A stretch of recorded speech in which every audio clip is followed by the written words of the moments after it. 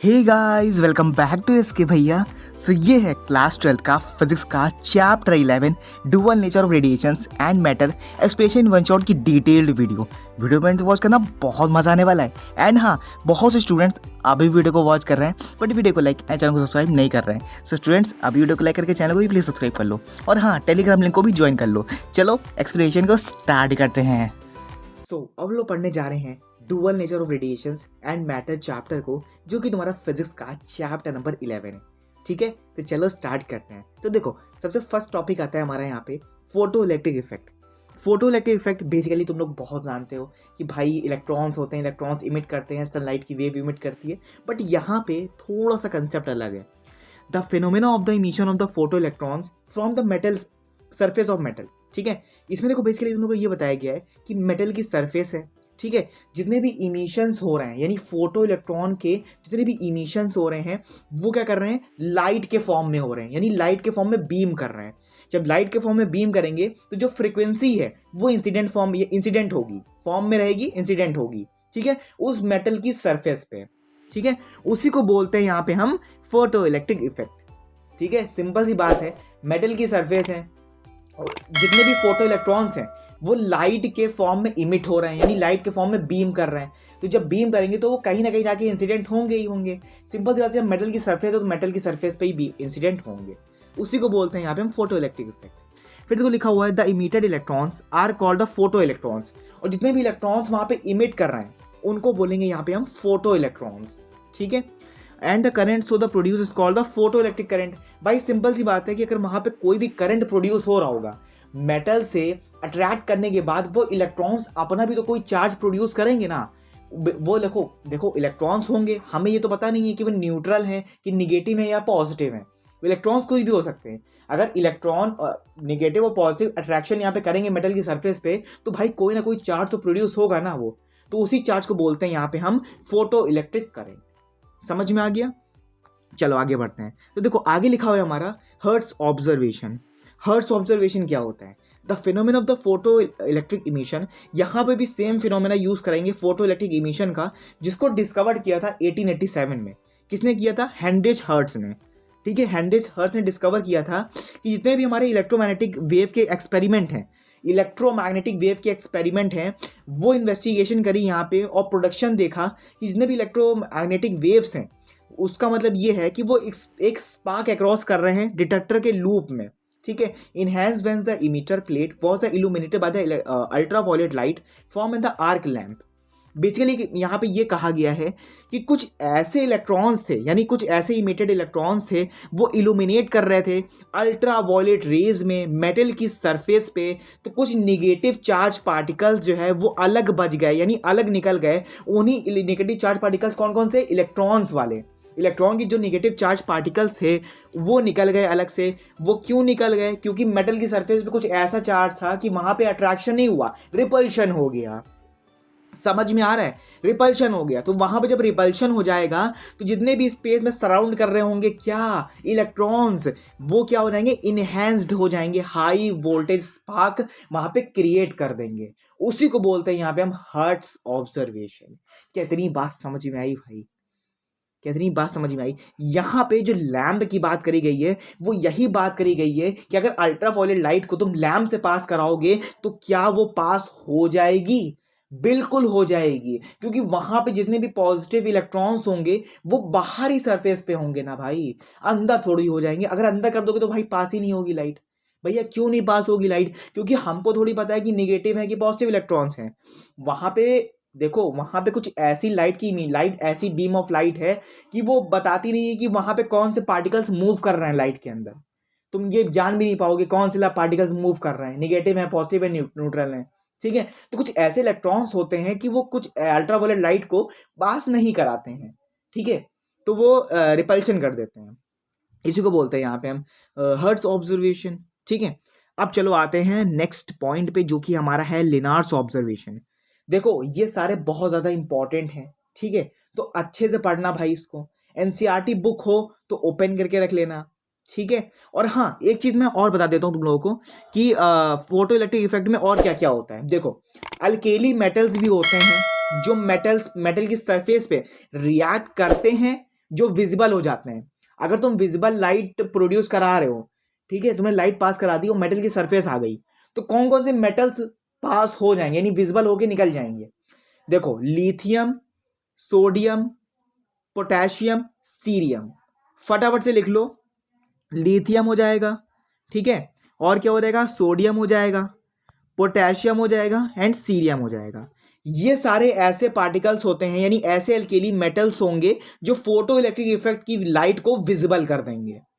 Photo effective light को visible कर देंगे, साथ में विजिबल रहेंगे ये, ठीक है। चलो आगे देखते हैं।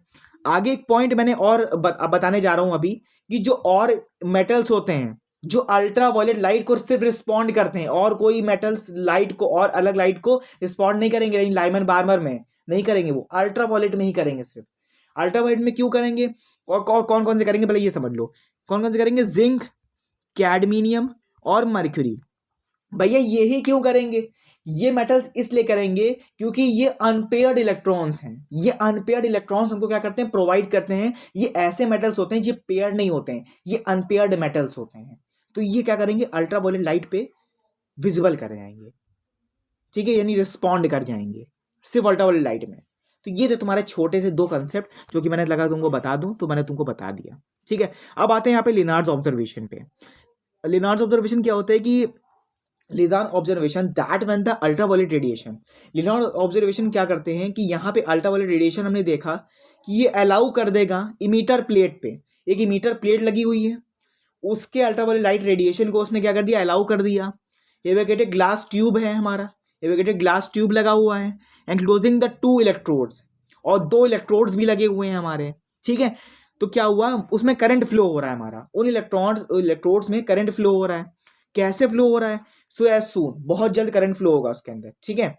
Ultraviolet radiation were the stop, ultraviolet radiation को अगर हम स्टॉप कर दें तो जो करंट है वो भी हमारा स्टॉप हो जाएगा, क्योंकि उसी की वजह से हमारा करंट पास हो रहा है। अगर अल्ट्रावायलेट लाइट हम पास नहीं कराएंगे तो भाई सिंपल सी बात है, हमारा करंट भी नहीं पास होगा। अभी मैं बताऊंगा, थोड़ा सा प्रैक्टिकली बताऊंगा अभी, ठीक है। This observation indicate that when the ultraviolet radiation, इसी ऑब्जर्वेशन को हमने इंडिकेट किया कि जो अल्ट्रावायलेट रेडिएशन है वो इमीटर प्लेट से पास होने के बाद वो इलेक्ट्रॉन्स कहाँ पे इजेक्ट हो रहे हैं, कहाँ पे अट्रैक्ट हो रहे हैं, और अट्रैक्ट होने के बाद वो पॉजिटिव प्लेट पे इलेक्ट्रिक फील्ड बना कैसे रहे हैं वो, और करंट कैसे पास करा रहे हैं। चलो थोड़ा सा प्रैक्टिकली देखते हैं, ठीक है। अभी समझ में आ गया ना कि एक हमने क्या लिया? इलेक्ट्रोस्कोप लेंगे यहाँ पे, ठीक है, और हमने क्या किया? अल्ट्रावायलेट लाइट को जिंक की प्लेट से पास कराएंगे। जब जिंक की प्लेट से पास कराएंगे तो वो इलेक्ट्रिक फील्ड पास कर रहे हैं कि जिसमें करंट हमारा पास हो रहा है उन दो किसमें? उन दो फील्ड में, यानी दो हमको क्या दिए यहाँ पे? करंट के इंडिकेटर्स दिए, ठीक है, कि वो उसमें क्या होगा? करंट पास होगा एक ग्लास ट्यूब में, ठीक है। तो चलो थोड़ा सा देखते हैं प्रैक्टिकली, ओके। तो देखो हमने क्या किया कि यहाँ पे हमने ले लिया किसको? यहाँ पे एक डायग्राम ले लिया। देखो यहाँ पे हमने लिया, ये हमारा क्या है? थोड़ा सा मैं बढ़ा लेता हूँ इसको। तो ये हमने ग्लास का ट्यूब ले लिया, ये हमारे 2 इलेक्ट्रोड्स हैं, ठीक है, एक कैथोड से कनेक्ट है, ये हमारा वायर है, इलेक्ट्रिक फील्ड पास हो रही है इससे, ये जिंक की प्लेट है, और ये हमारा अल्ट्रावायलेट रेज है, ठीक है। तो जब अल्ट्रावायलेट रेज आ रही है तो कुछ ऐसे इलेक्ट्रॉन्स पास हो रहे हैं, निगेटिव, पॉजिटिव और न्यूट्रल इलेक्ट्रॉन्स पास हो रहे हैं, वो जब जिंक की प्लेट से पास होंगे तो भाई हमने क्या पढ़ा अभी? जिंक कैडमियम बन गई, ये अनपेयर्ड इलेक्ट्रॉन्स देते हैं हमको, और ये अनपेयर्ड इलेक्ट्रॉन्स होते भी हैं, ठीक है, यानी इस पे एक्सेप्शन होता है। तो जब अनपेयर्ड इलेक्ट्रॉन्स होंगे और इलेक्ट्रॉन्स जब बाहर से आ रहे होंगे तो ये पेयरिंग कर लेंगे, तो जब पेयरिंग करेंगे तो यहाँ पे एक ऐसा सर्किट यानी ऐसा करंट प्रोड्यूस करेंगे कि वहाँ पे जो हमारी जिंक प्लेट से होकर के इलेक्ट्रिक फील्ड पास होगी जो पॉजिटिवली चार्ज प्रोड्यूस करेगी। जब चार्ज प्रोड्यूस करेगी तो वो क्या करेगी? यहाँ पे इस इलेक्ट्रिक फील्ड से आने के बाद इन कैथोड्स में चार्ज प्रोड्यूस कर देगी, तो यहाँ पे जो करंट है वो हमारा इन्वेलप होने लगेगा यानी प्रोड्यूस होने लगेगा, ठीक है, नॉट है इन्वेलप गलती से निकल गया, मतलब इलेक्ट्रोस्कोप में जो हमारा यहाँ पे करंट है वो यहाँ पे पास होने लगेगा, ठीक है। तो ये जो हमारा लैंप है ये हमारा क्या करेगा? ग्लो करने लगेगा। क्या इतनी बात समझ में आ गई? ठीक है, तो ये हमारा छोटा सा डायग्राम था। चलो आगे बढ़ते हैं। अब सेकेंड पॉइंट आता है हमारा यहाँ पे terms related to the photo electric effect, ठीक है। कौन कौन से टर्म्स रिलेटेड हैं फोटो इलेक्ट्रिक इफेक्ट से? There are many the terms related, कुछ ऐसे टर्म्स रिलेटेड हैं जो फोटो इलेक्ट्रिक इफेक्ट को फॉलो करते हैं। ठीक है, कौन कौन से हैं भैया? देखो, फ्री इलेक्ट्रॉन्स, जो इलेक्ट्रॉन्स एकदम फ्री हैं वो क्या करेंगे, मेटल्स को कनेक्ट करेंगे। इलेक्ट्रॉन जो है आउटर शेल पे क्या करेगा, एक वैलेंस इलेक्ट्रॉन बना लेगा, यानी क्लोजली बाउंड करके एक एटम बना लेगा। उसी एटम में जितनी भी हमारे फ्री इलेक्ट्रॉन्स होंगे वो यहाँ पे मूव कर जाएंगे ईजिली मेटल की सरफेस पे। लेकिन कुछ ऐसे मेटल सरफेस पे कुछ ऐसे इलेक्ट्रॉन्स होंगे जो रिपल्शन करेंगे, यानी मैंने तुम लोगों को अभी स्टार्टिंग बताया था कि कुछ ऐसे इलेक्ट्रॉन्स होंगे, यानी वो हम पता नहीं चलेगा कि पॉजिटिव है नेगेटिव है, वो अट्रैक्शन नहीं करेंगे, रिपल्शन कर जाएंगे। उन्हीं को बोलते हैं यहाँ पे हम इलेक्ट्रॉन्स, और इलेक्ट्रॉन्स निकल जाएंगे तो उन्हीं को बोलते हैं यहाँ पे हम फ्री इलेक्ट्रॉन्स। ठीक है, फोटो इलेक्ट्रॉन्स यहाँ पे मतलब फोटो इलेक्ट्रॉन्स नहीं, मतलब इट कैन इजिली भी जो हमारे इलेक्ट्रॉन्स हैं वो यहाँ पे इमिट नहीं करेंगे, तो उन्हीं को बोलते हैं यहाँ पे हम फ्री इलेक्ट्रॉन्स। समझ में आ गया? सेकंड जो पॉइंट आता है हमारा वो आता है यहाँ पे इलेक्ट्रॉन इमिशन। इलेक्ट्रॉन इमिशन में क्या होता है, जो फिनोमेना यहाँ पे होता है इमिशन ऑफ इलेक्ट्रॉन्स का। ठीक है, जितने भी इलेक्ट्रॉन्स है वो इमिट कर रहे होंगे किस पे, मेटल की सरफेस पे, उसी को बोलते हैं यहाँ पे हम इलेक्ट्रॉन इमिशन। समझ में आ गया? इलेक्ट्रॉन इमिशन बोलते हैं। फिर बात करते हैं यहाँ पे फोटो इलेक्ट्रिक इफेक्ट की। फोटो इलेक्ट्रिक इफेक्ट में क्या होता है कि अभी मैंने तुम लोग को छोटा छोटा बताया था कि फोटो इलेक्ट्रिक इफेक्ट में हम ऐसा मतलब यहाँ पे भी सेम चीज करेंगे, जितने भी हमारे इलेक्ट्रॉन्स इमिट हो रहे हैं मेटल की सरफेस से यहाँ पे इमिट कराएंगे। लाइट देखेगी कि यहाँ पे इलेक्ट्रॉन्स लाइट के फॉर्म में कितने इलेक्ट्रॉन्स रेडिएट हो रहे हैं सुटेबल फ्रीक्वेंसी में, उसी को बोलते हैं यहाँ पे हम फोटो इलेक्ट्रिक इमिशन। समझ में आ गया?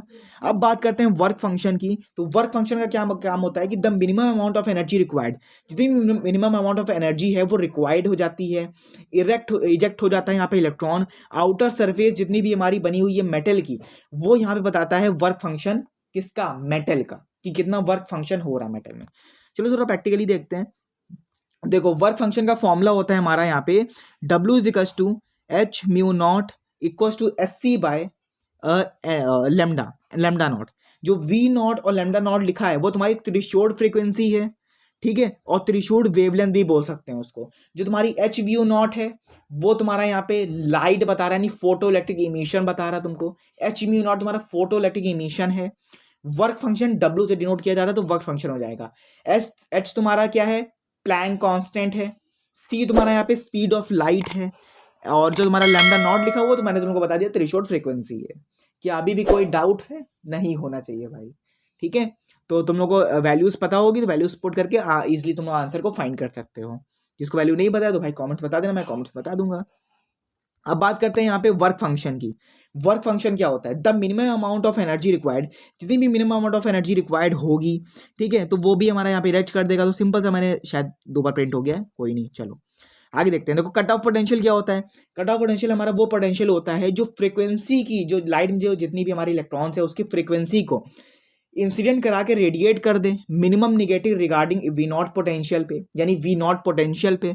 ठीक है, और उसी प्लेट से जब पास कराओगे, यानी इल्जिंग की प्लेट से जब पास कराया तो जो फोटो इलेक्ट्रिक करंट है हमारा वो जीरो हो गया, वहां पे जीरो हो गया। उसी को बोलते हैं यहाँ पे कट ऑफ पोटेंशियल और स्टॉपिंग पोटेंशियल।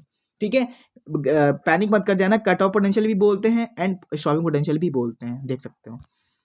तो इसका जो फॉर्मूला होता है वो फॉर्मूला होता है हमारा यहाँ पे के ई मैक्स, यानी kinetic energy max, EV not equal to 1/2 MV square max और EV नॉट। ठीक है, तो ये फॉर्मूला हमारा बन जाता है। इस फॉर्मूले को लर्न कर लेना प्लीज। ठीक है, कट ऑफ फ्रीक्वेंसी क्या होता है। कट ऑफ फ्रीक्वेंसी का मतलब ये होता है कि जब मिनिमम अमाउंट ऑफ फ्रीक्वेंसी जो लाइट में पास हो रही है, यानी फोटो इलेक्ट्रॉन्स उसी लाइट में इमिट कर जाए।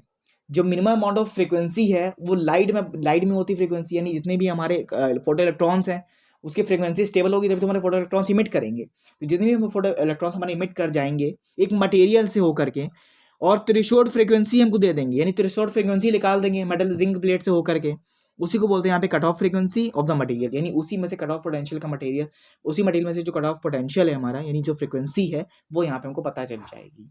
ठीक है, समझ में आ गया। फिर बात करते हैं यहाँ पे कट ऑफ वेवलेंथ।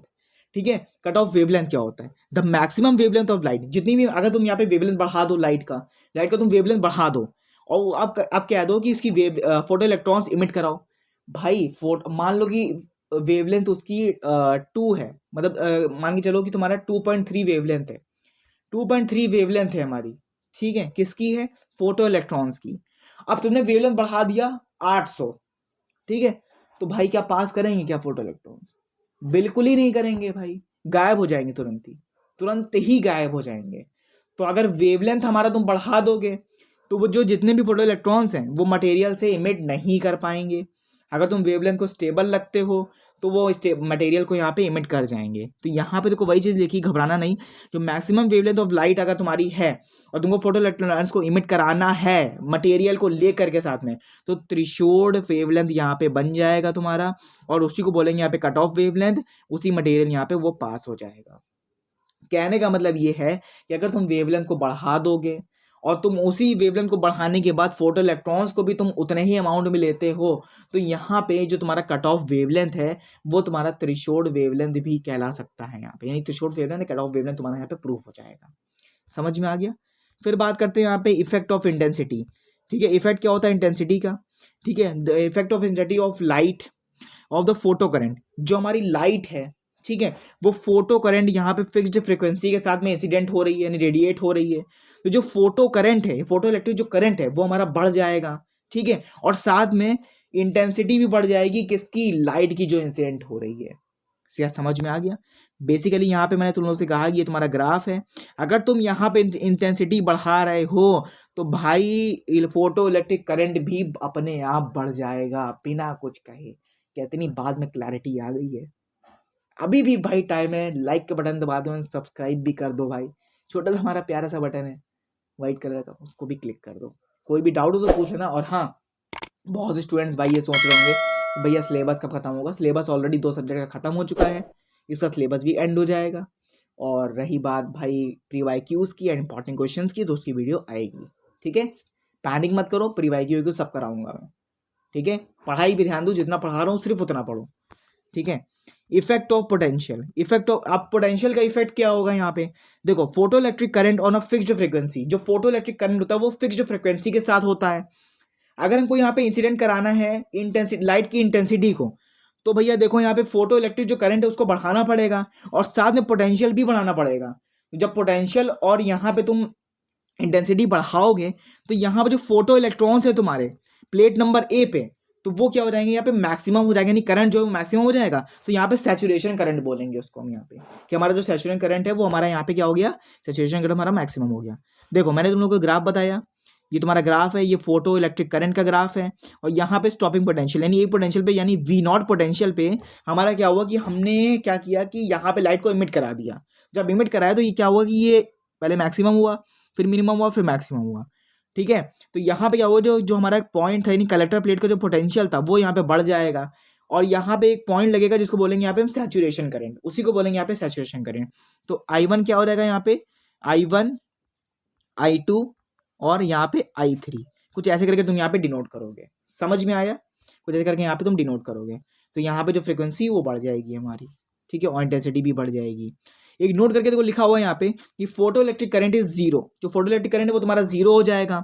कोई इलेक्ट्रॉन यहाँ पे फोटो इलेक्ट्रॉन्स में कन्वर्ट नहीं होगा, सिर्फ करंट की बात हो रही है भाई यहाँ पे मेरा, ये समझ लेना। यहाँ पे कोई इलेक्ट्रॉन की बात नहीं हुई है, सिर्फ करंट की बात हुई कि स्टॉपिंग पोटेंशियल लिया, वहां से उसमें करंट पास कराया, तो यहाँ पे पहले इंटेंसिटी इसकी हाई हो गई, फिर लो हुई, फिर लो हो गई। समझ में आया। फिर देखो can not reach a plate number A. जो प्लेट नंबर ए है हमारा यहाँ पे, ठीक है, तो वो क्या हुआ, यहाँ पे मैक्सिमम काइनेटिक एनर्जी यहाँ पे प्रोड्यूस हुई, जिसको बोलेंगे यहाँ पे हम इस फॉर्म में। समझ में आया। जहाँ पे तुम्हारा जो m है वो मास ऑफ फोटो इलेक्ट्रॉन है, एंड जो तुम्हारा v मैक्स है वो maximum velocity of emitted photo electron है। फिर बात करते हैं देखो यहाँ पे हम effect of frequency and incident radiation. इसमें क्या होगा, स्टॉपिंग पोटेंशियल जो तुम्हारा है वो रेडिएट करेगा। डिफरेंट फ्रीक्वेंसीज यहाँ पे तुमको सेम इंटेंसिटी के साथ देखने को मिलेगी, लेकिन यहाँ पे तुम्हारी इंटेंसिटी जो है वो रेडिएट नहीं करेगी, वो वेरिएशन करेगी किसका, फोटो इलेक्ट्रिक करंट का। किसके अगेंस्ट करेगी, पोटेंशियल डिफरेंस के जो दो प्लेट्स के बीच में लग रहा है। कितनी बात समझ में आ रही है। बेसिकली मैंने तुमसे ये कहा कि ये मान के चलो तुम्हारा स्टॉपिंग पोटेंशियल है, इसके बीच में तुम्हारा फोटो इलेक्ट्रिक करंट है और सैचुरेशन करंट है। इसके बीच में जितना भी तुम्हारा ये चार्ज लग रहा है, इसके बीच का जो डिफरेंस है वो तुम्हारा कौन बताएगा भैया, फोटो इलेक्ट्रिक करंट बताएगा, और कोई चीज नहीं बताएगी भैया। यहाँ पे कोई चीज दिमाग मत लगाना इतना, ठीक है। फोटो इलेक्ट्रिक करंट बताएगा तुम्हारा। क्या बताएगा यहाँ पे, इंटेंसिटी बताएगा, फ्रीक्वेंसी बताएगा, बस इतनी चीज बताएगा तुमको, बस समझ में आ रहा है। तो देखो भैया यहाँ पे रिगार्डिंग पोटेंशियल यहाँ पे बताया गया है तुम्हारा, ठीक है। पहले यहाँ पे मैक्सिमम हुआ, फिर लो हो गया, फिर लो हो गया, ठीक है, फिर लो हो गया, फिर लो हो गया, जैसे कि मैंने तुमसे बताया कि ये तुम्हारा स्टॉपिंग, ये हाई हुआ, फिर लो हुआ, फिर लो हुआ। तो यहाँ पे जो तुम्हारा इंटेंसिटी थी वो तुम्हारा V3 V2 V1 हो जाएगा, और कलेक्टेड जो तुम्हारा प्लेट का पोटेंशियल था यानी सैचुरेशन करंट तुम्हारा ये बच जाएगा। इसको बोलेंगे यहाँ पे सैचुरेशन करंट, इतने करंट को जितनी तुम्हारी हाइट तक गया है। फिर बात करते हैं, देखो laws of the photo electric emission. Photo electric emission के लॉज कौन कौन से होंगे। फर्स्ट लॉ होता है हमारा, देखो यहाँ पे कि तुम्हारा कोई भी अगर मटेरियल तुमको दिया हुआ है यानी गिवन है, तो उसकी जो फ्रीक्वेंसी है वो रेडिएट करेगी यानी इंसिडेंट कर जाएगी। जो फोटो इलेक्ट्रिक करंट है वो नंबर ऑफ फोटो इलेक्ट्रॉन्स यहाँ पे इजेक्ट कर जाएंगे पर second directly proportional to the intensity of the incident light. जो लाइट हमारी इंसिडेंट हो रही है वो डायरेक्टली प्रोपोर्शनल हो जाएगी किसके भैया, यहाँ पे फोटो इलेक्ट्रिक करंट के। बेसिकली मैं तुमसे ये कहा कि जैसे आई है तुम्हारा, तो इनवर्सली प्रोपोर्शनल टू किसके हो जाएगा यहाँ पे, फोटो इलेक्ट्रिक करंट के, ठीक है, तो यानी वी पे, ठीक है, I inversely proportional to V हो जाएगा यहाँ पे। कितनी बात समझ में आ गई, ये तो तुम्हारा लॉ। सेकंड की बात करें यहाँ पे, सेकंड पॉइंट की, तो लिखा हुआ है यहाँ पे कि अगर कोई भी मटेरियल तुमको दिया हुआ है, फ्रीक्वेंसी यहाँ पे इंसिडेंट हो रही है, सैचुरेशन करंट तुम्हारा यहाँ पे क्या है, प्रोपोर्शनल है किसके, इंटेंसिटी के। तो यहाँ पे जो तुम्हारी इंटेंसिटी रेडिएट कर रही होगी वो स्टॉपिंग पोटेंशियल यहाँ पे इंडिपेंडेंट हो जाएगी एक इंटेंसिटी के पॉइंट पे, यानी एक इंस्टेंट पॉइंट पे यहाँ पे क्या हो जाएगी, एक पॉइंट पे वो स्टॉप हो जाएगी। इसका तुम्हारा बनेगा यहाँ पे सॉरी एक second, F inversely proportional to I, ठीक है, समझ में आ गया। थर्ड पॉइंट पे आते देखो, थर्ड पॉइंट में लिखा हुआ है हमारा यहाँ पे फॉर गिवन मटेरियल, एक गिवन मटेरियल तुमको यहाँ पे दिया हुआ है, एग्जिस्ट है यहाँ पे कि जितनी हमारी सर्टेन मिनिमम फ्रीक्वेंसी है वो यहाँ पे इंसिडेंट हुई, इंसिडेंट होने के बाद रेडिएट हो रही है, कोई इमिशन यहाँ पे फोटो इलेक्ट्रिक इमिशन नहीं हो रहा है, ठीक है, उसी जगह पे हो रही है। जो फ्रीक्वेंसी है वो तुम्हारी थ्रेशोल्ड फ्रीक्वेंसी में चेंज हो रही है, तो यहाँ पे जो थ्रेशोल्ड फ्रीक्वेंसी है वो तुम्हारी मैक्सिमम हो जाएगी। जो काइनेटिक एनर्जी है वो यहाँ पे इमिट करेगी फोटो इलेक्ट्रॉन्स में, और यहाँ पे इक्विवेलेंट स्टॉपिंग पोटेंशियल यहाँ पे इंडिपेंडेंट रहेगा। जो इंटेंसिटी है तुम्हारी वो डिपेंड कर रही होगी वेवलेंथ और फ्रीक्वेंसी पे, उसी को बोलेंगे यहाँ पे हम, जो लाइट है वो इंसिडेंट हो जाएगी एक फोटो इलेक्ट्रिक इलेक्ट्रॉन्स के साथ में। तो यहाँ पे भैया एक पॉइंट आ रहा है तुम्हारा, I inversely proportional to threshold frequency यानी एच म्यू, ठीक है, इस पे भी रहेगा। और भैया यहाँ पे जो तुम्हारा फ्रीक्वेंसी की बात करेंगे वो यहाँ पे इंसिडेंट भी हो जाएगा किसके, आई के, ठीक है, आई नॉट के। क्या ये बात समझ में आ रही है। चलो फिर फोर्थ पॉइंट की बात करें यहाँ पे, तो फोर्थ पॉइंट में देखो लिखा हुआ है हमारा कि द फोटो इलेक्ट्रिक इमिशन, जो फोटो इलेक्ट्रिक इमिशन है तुम्हारा वो इंस्टैंटेनियस प्रोसेस है हमारी, एक टाइम लैग होगा किसके बीच में, इंसिडेंट हो रहा होगा और रेडिएशन हो रहा होगा फोटो इलेक्ट्रिक इलेक्ट्रॉन का, जो कि स्मॉल पार्टिकल्स में इवन 10 से लेकर के 9 से लेकर के 10 से लेकर के 9 तक के जितने भी हमारे फोटो इलेक्ट्रिक इलेक्ट्रॉन्स होंगे वो यहाँ पे रेडिएट कर रहे होंगे कुछ इलेक्ट्रॉन्स फॉर्म में, ठीक है। 7 पॉइंट में को लिखा हुआ है हमारा यहाँ पे कि आइंस्टाइन फोटो इलेक्ट्रिक इक्वेशन क्या होगी, एनर्जी यहाँ पे क्वांटम हो जाएगी, रेडिएट करेगी तुम्हारी के max H mu not minus का फाई नॉट, ठीक है, देख सकते हो ये फॉर्मूला तुम्हारा लिखा हुआ है, ठीक है। वेयर द जो एच म्यू है तुम्हारा वो एनर्जी ऑफ प्रोटॉन है, एंड जो तुम्हारा फाई वो तुम्हारा वर्क फंक्शन है, ठीक है। देखो नोट करके लिखा हुआ है तुम्हारा, जो प्लैंक क्वांटम थ्योरी है तुम्हारी वो लाइट रेडिएशन पे बताई गई है। देखो स्मॉल पैकेट्स में देखते हो कि तुम बाहर कोई चीज़ खरीदते हो, स्मॉल पैकेट खरीदते हो तो उसके अंदर एक नाइट्रोजन गैस भरी होती है, ऐसे ही बताया गया कि तुमने एक पैकेट है जिसमें टाइनी गैस भरी हुई है, एनर्जी भरी हुई है, अगर तुम उस एनर्जी को तुम यहाँ पे रेडिएट कर जाओगे लाइट के फॉर्म में, जो एनर्जी है वो आ रही है और एक पैकेट में हमने भर दिया, तो उसको बोलेंगे यहाँ पे हम क्वांटा, क्या बोलेंगे यहाँ पे क्वांटा। लेकिन जो लाइट की एनर्जी वहाँ, उस लाइट की जो क्वांटम एनर्जी है वो एक पैकेट में हमने स्टोर कर लिया और उसको हम रेडिएट कराएं फोटॉन्स में, इमिट कराएंगे यानी ट्रैवल करेगी फोटॉन्स के फॉर्म में, तो उसको बोलेंगे यहाँ पे हम कि वो स्पीड ऑफ लाइट, हमारी एनर्जी जो है वो इंसिडेंट यानी रेडिएट कर रही है स्पीड ऑफ लाइट के फॉर्म में, यानी 3×10⁸ मीटर पर सेकंड के स्पीड में वो जो पॉइंट ऑफ लाइट है यानी रेडिएशन ऑफ लाइट है वो यहाँ पे क्या कर रही है, ट्रैवल कर रही है, ठीक है। जो हमारे फोटॉन्स होंगे वो भी यहाँ पे ट्रैवल करेंगे स्पीड ऑफ लाइट के साथ में, समझ में आ गया। फिर बात करते हैं relation between the stopping potential and threshold V naught. तो भैया देखो यहाँ पे हमारा ये दिया हुआ है एक ग्राफ, तो ये तुम लोग देख सकते हो, ये तुम लोग को भाई प्रूफ करना है एंड ये प्रूफ हो जाएगा हमारा ये फॉर्म, ठीक है। इंपॉर्टेंट ग्राफ भी देखो यहाँ पे दिया हुआ है फोटो इलेक्ट्रिक इफेक्ट का, ठीक है। तो ये देखो ग्राफ दिया हुआ है तुम्हारा यहाँ पे फ्रीक्वेंसी के बीच का और स्टॉपिंग पोटेंशियल के बीच का। देखो यहाँ पे फॉर्मूला होता है H mu naught equal to H mu minus का म्यू नॉट, तो ये ग्राफ तुम्हारा यहाँ पे प्रूव हो जाएगा, मैंने हर चीज़ डाल दिया है। थर्ड पॉइंट आता है तुम्हारा, देखो फ्रीक्वेंसी तुम्हारी अगर वी है फोटो इलेक्ट्रिक करंट तुम्हारा आई है, तो ग्राफ में जो शो किया गया है फोटो इलेक्ट्रिक करंट वो इंडिपेंडेंट हो जाएगा, यानी फ्रीक्वेंसी और इंसिडेंट ऑफ लाइट तुम्हारी इंटेंसिटी रिमेन्स कांस्टेंट हो जाएगी, यानी फ्रीक्वेंसी जो है वो फ्रीक्वेंसी और जो तुम्हारी इंटेंसिटी वो तुम्हारी कांस्टेंट हो जाएगी। अगर तुम यहाँ पे फ्रीक्वेंसी कांस्टेंट करोगे तो भैया फोटो इलेक्ट्रिक करंट बढ़ जाएगा, अगर तुम इसको कांस्टेंट करोगे तो फ्रीक्वेंसी बढ़ जाएगी, यही बात बताई गई है।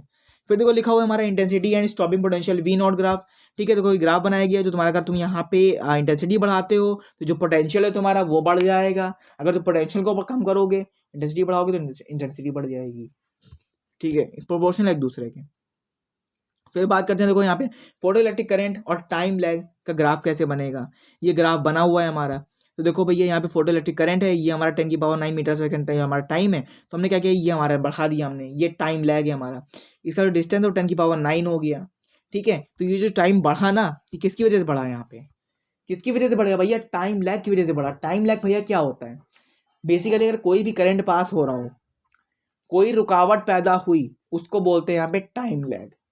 ठीक है, टाइम लैग बोलेंगे, तो वही चीज यहाँ पे प्रेजेंट हुई है।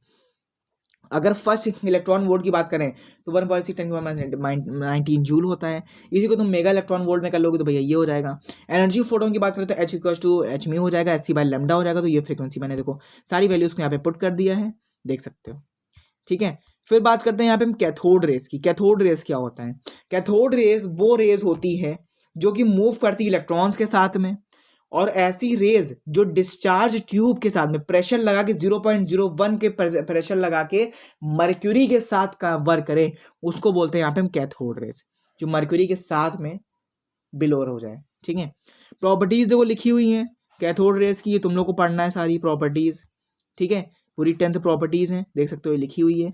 फिर बात करते हैं यहाँ पे matter waves and de Broglie's waves की। तो डी ब्रॉगलीज वेव क्या होता है कि एक वेव है वो एसोसिएट कर रही है और पार्टिकल्स उसके मूव कर रहे हैं, और किसके साथ में, फोटो इलेक्ट्रिक इमिशंस के साथ में, तो उसी को बोलेंगे यहाँ पे हम डी ब्रॉगलीज वेव।